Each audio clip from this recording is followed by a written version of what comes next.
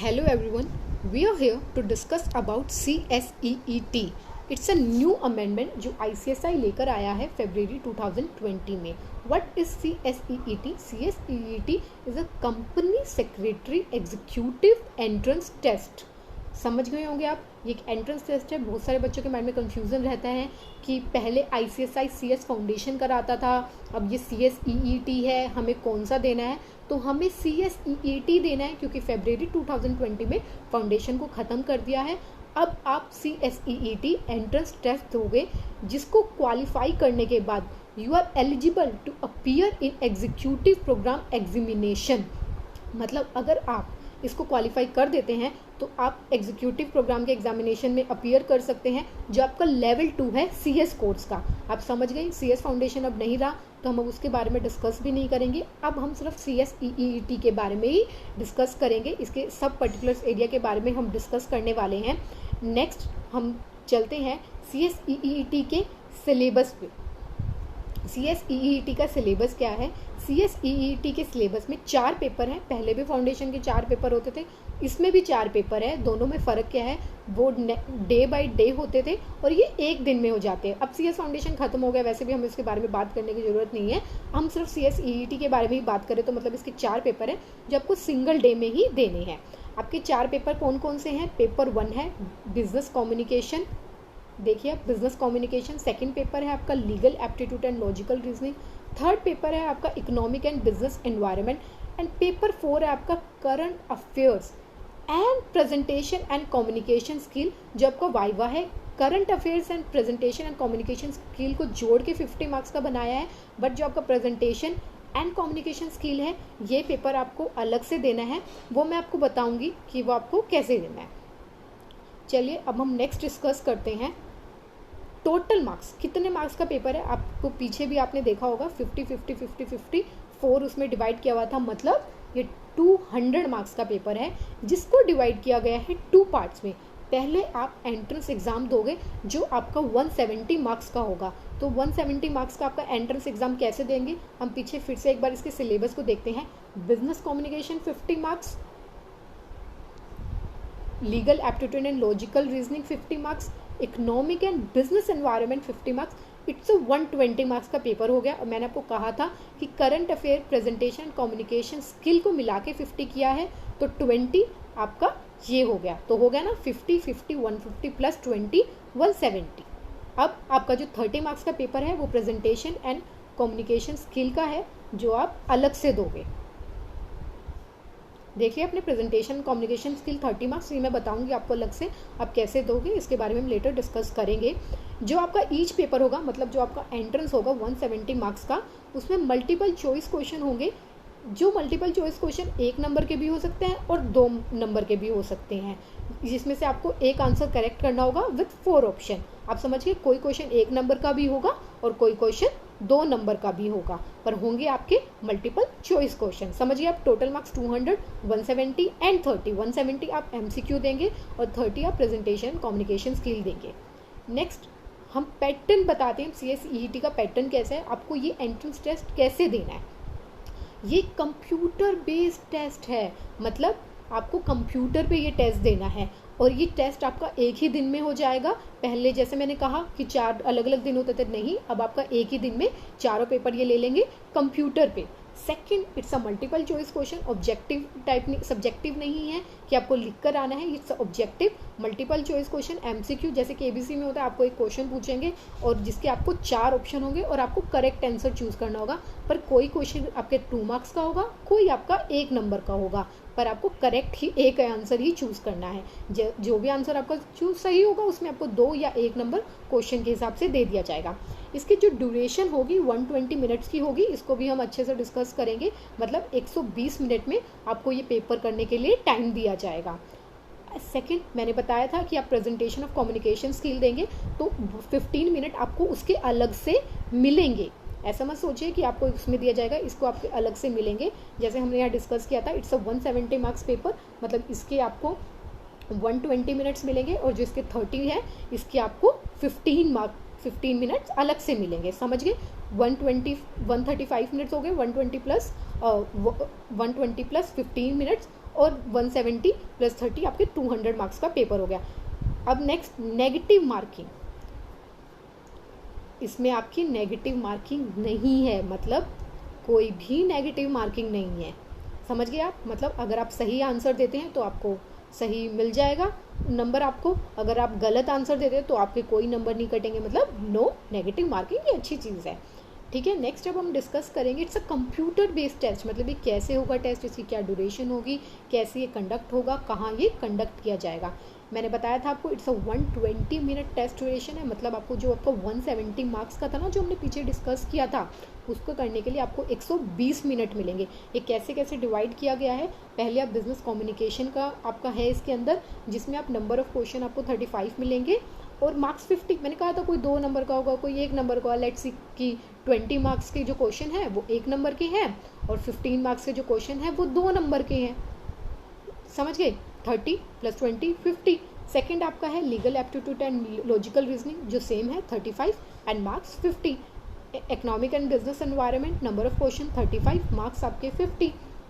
Current affairs, number of question 50 और marks 20। मैंने बताया था इसको प्रेजेंटेशन और कम्युनिकेशन स्किल में जोड़ा गया है, पर इसको अलग से सीबीडीटी में 50 एंड मार्क्स देने हैं 20। आपका टोटल हो गया नंबर ऑफ क्वेश्चन 120, हमने वो जो पढ़ा था, और मार्क्स हो गया 170। इसका मतलब 120 नंबर ऑफ क्वेश्चन आपको दिए जाएंगे, जो आपको 120 मिनट की ड्यूरेशन में करना है। मतलब आपको पर क्वेश्चन 1 मिनट मिलेगा, पर आपके बहुत सारे क्वेश्चन 2 नंबर के भी होंगे, तो आपको पहले कैसे करना है, पहले आपको 2 नंबर वाले क्वेश्चन करने हैं ताकि आप मैक्सिमम नंबर लेकर आ सको, फिर आपको 1 नंबर वाले क्वेश्चन करने हैं। तो 120 नंबर ऑफ क्वेश्चन आपको 120 मिनट के करने, आपका टाइम कब होगा, इसलिए आप जितना प्रैक्टिस करके जाओगे वहाँ पर उतना जल्दी ही आप ये टेस्ट कर पाओगे। Okay, all clear. नेक्स्ट अब हम बात करेंगे वाइवा के बारे में, जो हमने कहा था प्रेजेंटेशन एंड कम्युनिकेशन स्किल हमारा पेपर है। आप जैसे स्कूल में ओरल देते थे, टीचर हमसे क्वेश्चन पूछते थे और हम उसके आंसर देते थे, ये भी बिल्कुल सेम है। इसमें आपको प्रेजेंट करना है, अपना कम्युनिकेशन स्किल दिखाना है, जिसके लिए आपको 15 मिनट मिलेंगे और जिसके आपको 30 मार्क्स अचीव कर सकते हो आप इसके अंदर। ये कैसे होगा, कहाँ होगा, ये वहीं होगा जहाँ आप अपना MCQ दोगे, वहीं ऑनलाइन में ये कंडक्ट किया जाएगा। जो भी आपका डेजिग्नेटेड टेस्ट सेंटर होगा वहाँ पर आप वीडियो रिकॉर्ड करके या ऑनलाइन आपसे पेपर कंडक्ट करा दिया जाएगा। यहाँ पे मैं आपको बता दूँ कि डेजिग्नेटेड टेस्ट सेंटर मतलब डेजिग्नेटेड टेस्ट सेंटर, जैसे आपको एंट्रेंस टेस्ट सेंटर मिलता था कि आपको जहाँ पे एग्जामिनेशन सेंटर मिलता है वहाँ जाके पेपर देना है, वैसे ही आपको टेस्ट सेंटर दिया जाएगा, वहाँ पे आपको कंप्यूटर बेस्ड ये टेस्ट देना है। ओके, आ गया वाइवा पोस्ट के बारे में भी हमको सब कुछ समझ। अब हम बात करते हैं इसका पासिंग क्राइटेरिया। ये बहुत मोस्ट इंपॉर्टेंट थिंग है, इसको आप अच्छे से समझिए कि आपका पासिंग क्राइटेरिया क्या है, आपके कितने आंसर सही होंगे तो आपको कितने मार्क्स देंगे। आपका पासिंग क्राइटेरिया है एग्रीगेट ऑफ 50%, समझिए आप, एग्रीगेट ऑफ 50%। एग्रीगेट ऑफ 50% मतलब अगर आपका 200 मार्क्स का अगर आपका 200 मार्क्स का पेपर है, 200 मार्क्स का आपका पेपर है, तो आपको कितने लाने हैं, 100 मार्क्स लेकर आने। कितना एग्रीगेट करना है, 100 मार्क्स का आपको एग्रीगेट करना है। मतलब 200 में से अगर आपके 100 आते हैं तो ही आप क्या होगे, पास होगे, मतलब आप क्वालिफाई कर पाओगे इस एंट्रेंस टेस्ट को। समझ गए, कितने, 200 आउट ऑफ 100। अब इसमें क्या है, मिनिमम 40% मार्क्स। ये क्या है, विल ईच सब्जेक्ट मिनिमम 40%। अब आपको हर सब्जेक्ट के अंदर कितने लेकर आने हैं, 40% लेकर आना है। मतलब जैसे आपका एक पेपर 50 मार्क्स का है, ठीक है, आपका पेपर एक पेपर कितने मार्क्स का है, 50 मार्क्स का है, इसका आपको 40% मिनिमम लाना पड़ेगा इस पर्टिकुलर पेपर को पास करने के लिए। 50 का 40% कितना हुआ, 20, मतलब आपको 20 मिनिमम लाने पड़ेंगे हर पेपर में पर्टिकुलर पास करने के लिए, और इनका एग्रीगेट होना चाहिए 100। आप समझे नहीं, आप देखिए, आपका टोटल होना चाहिए 100 और आपको ईच पेपर में 20 मार्क्स लेकर आने हैं। वो आप कैसे लेकर आओगे, 20 60 80, मैम 20 कहाँ गए। अब आपको क्या करना है, मिनिमम आप 20 लेकर आए। अब आप किसी पेपर में 25 लाइए, किसी पेपर में 30 लाइए, आपका 100 पूरा हो जाएगा। ऐसे आपको अपने मार्क्स पूरे करने हैं। अब कुछ बच्चों के मन में क्वेश्चन आता है कि हमारे कैसे होंगे, मतलब 100 मार्क्स पूरे की, जैसे हमारे किसी पेपर में 19 आ गए तो क्या हम तब भी पास हैं, नहीं। अगर आपके किसी पेपर में अगर 19 मार्क्स आते हैं, जैसे आपके इस पेपर में 19 आए हैं और आपका एग्रीगेट बन रहा है 100 का, तब भी आप पास नहीं है, तब भी आप इस एंट्रेंस एग्ज़ाम को क्वालिफाई नहीं करे हैं, क्योंकि आपके ईच पेपर में 20 मार्क्स आने कंपल्सरी हैं। अब किसी के दिमाग में क्वेश्चन आता है कि मैम हमारे लेट्स सी हमारा 105 का 105 का टोटल बन रहा है, किसी में 19 आ रहे हैं, किसी में 18 आ रहे हैं। नहीं, क्या कहा मैंने, एग्रीगेट होना चाहिए 50% और मिनिमम 40% आपको इस सब्जेक्ट में लेकर आने हैं। कुछ बच्चों के मन में क्वेश्चन आता है कि मैम हमारे सब में तो आ रहे हैं 20, ईच सब्जेक्ट हम कितने लेकर आ रहे हैं, 20 लेकर आ रहे हैं, है ना। कितने लेकर आ रहे हो आप ईच सब्जेक्ट, 20 लेकर आ रहे हो, 20 लेकर आ रहे हो, आपके हर सब्जेक्ट में 20 आ रहे हैं, पर आपके बन तो 80 रहे हैं, फिर भी आप पास नहीं हो, क्योंकि आपको कितना लाना है, मैक्सिमम 100 तो आपको लेकर आना है पास होने के लिए।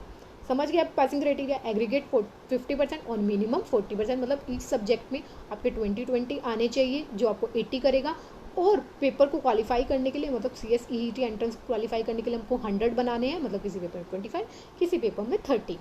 समझ गए। जो ड्यूरेशन होगा आपका पेपर का वो 135 मिनट होगा, आपका 135 मिनट का ड्यूरेशन होगा। हमने डिस्कस किया था 120 मिनट्स आपको MCQ के लिए मिलेंगे और 15 मिनट्स आपको आपके वाइवा वर्क्स के लिए मिलेंगे। आप समझिए 135 minutes 120 MCQ 120 question, 15 minutes viva works 30 marks, 120 minutes for MCQ test 70 marks, 15 marks for viva works 30 marks. ठीक है, समझ गए आप। यहाँ पर आपकी नेगेटिव मार्किंग नहीं है, मैं ये बार बार क्यों रिपीट कर रही हूँ। नो नेगेटिव मार्किंग से आपको मतलब है कि आपको गलत अगर आप कोई आंसर देते हो तो आपके मार्क्स नहीं काटेंगे। इसका मतलब हम पूरा का पूरा पेपर अटैम्प्ट करके आएंगे, चाहे हमें, वैसे तो हम इतना पढ़ के जाएंगे कि हमें पेपर आता ही होगा। अगर हमें 30%, 20%, 10% पेपर नहीं आता है तब भी हम पेपर छोड़ कर नहीं आएंगे, या आपको डाउट है किसी क्वेश्चन में, आप 2 ऑप्शंस में कंफ्यूज हो गए हो, तब भी आप मार्क कर ही आएंगे। हमको पूरा का पूरा पेपर अटैम्प्ट करना है, चाहे 0% प्रोबेबिलिटी क्यों ना हो, चाहे आपका टाइम लैप्स कर रहा है, आपके पास टाइम कम है, आपके क्वेश्चन रहते हैं, तब भी आप, वैसे तो जय माता दी नहीं करना है, पर तब भी आप कर आओगे पेपर, तो आप पूरा अटैम्प्ट करके आओगे, क्योंकि इसमें नेगेटिव मार्किंग नहीं है, इसलिए हम पूरा पेपर अटैम्प्ट करके आएंगे। ठीक है, हमने डिस्कस कर लिया पासिंग क्राइटेरिया क्या है, वाइवा क्या है, इसका कंप्यूटर बेस्ड टेस्ट है, ये पैटर्न क्या है, इसका टोटल मार्क्स कितने मिलने वाले हमको, और सिलेबस क्या क्या है, हमने ये सब चीज़ें हमारी डिस्कस कर ली। अब थोड़ा सा कन्फ्यूजन हो जाता है एलिजिबिलिटी कंडीशन की, हम रजिस्ट्रेशन किस किस को कराना है। इट्स वेरी सिंपल, जिस बच्चे ने 12th पास कर रखा है या उसके इक्विवेलेंट कोई भी एग्ज़ाम दे रखा है वो रजिस्टर कर सकता है CS एंट्रेंस टेस्ट के लिए। ग्रेजुएट है, पोस्ट ग्रेजुएट है, पहले होता था कि आप CS एग्जीक्यूटिव प्रोग्राम के लिए डायरेक्टरी जा सकते थे, बट अब आप उनको भी रिक्वायर है कि पहले वो CSEET रजिस्ट्रेशन में कराएं, पास करें CSEET को, तभी वो CS एग्जीक्यूटिव प्रोग्राम में एलिजिबल है। आप समझ गए एलिजिबल कंडीशन क्या है आपकी। इसके अलावा अगर आपको कुछ भी कन्फ्यूज़न है रजिस्ट्रेशन को लेकर, ICSI के प्रोसेस को लेकर, CSEET को लेकर, तो आप मुझसे कॉन्टैक्ट कर सकते हैं। वैसे आई होपफुल कि आपको वीडियो काम आएगा और आपके बहुत सारे डाउट्स क्लियर कर देगा, बट फिर भी आपको किसी भी तरह का डाउट है तो आप मुझे कॉन्टैक्ट कर सकते हो मेरे WhatsApp नंबर पर। आप मुझे बताइए आपकी प्रॉब्लम क्या है, मैं ज़रूर आपको सोल्यूशन दूँगी आपकी प्रॉब्लम का। Thank you.